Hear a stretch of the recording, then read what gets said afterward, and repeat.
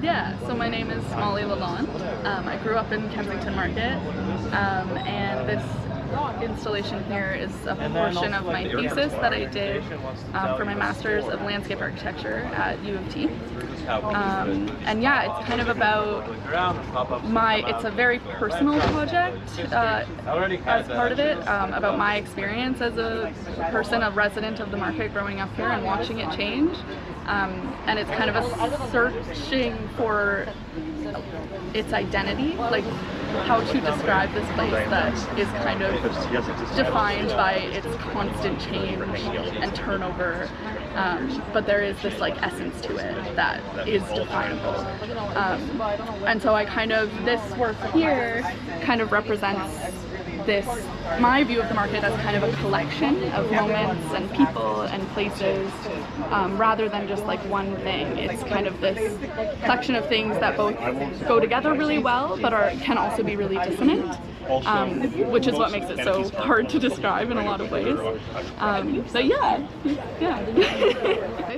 yeah, so this was kind of my more subjective work. A lot of the work was a bit more analytical, kind of looking at like mapping and like drawing conventions in architecture, like plan and section, whereas this I gave myself more freedom to just kind of subjectively describe the market as this collection, and the way that I made this work was through like piecing together these individual parts.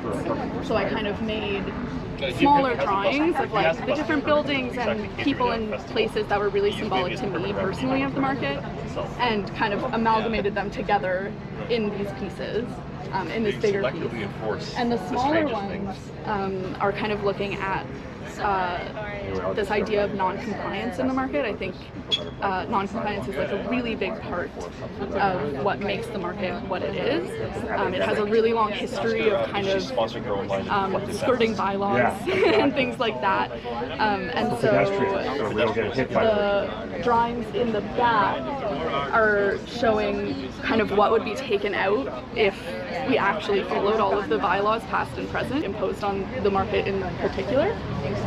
So things like the canopies and awnings were mostly created through bylaws, like infringement, technically legal when they were made. Right now they're like grandfathered in. But things like even the way people move through the streets, the jaywalking, the busking, and the selling things on the street, all of these technically infringe or did infringe on bylaws at some point. So non-compliance is a huge part of what makes the market vibrant and what it is today and in the past as well.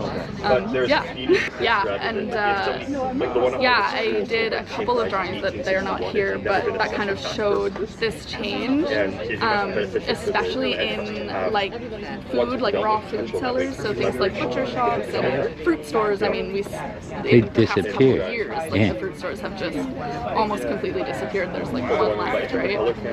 So I saw that a lot. I mean, I grew up on Nassau Street near Augusta, and that intersection used to be 3 fruit stores and 1 like supplies store. It was like a Portuguese owned store with a lot of like flags and knickknacks and stuff. Like construction desks, but then also like stickers and like things like that. So that, that was me as a kid. It was 3 fruit stores and that store, and then now, they've slowly disappeared until there's none left as of just like this summer.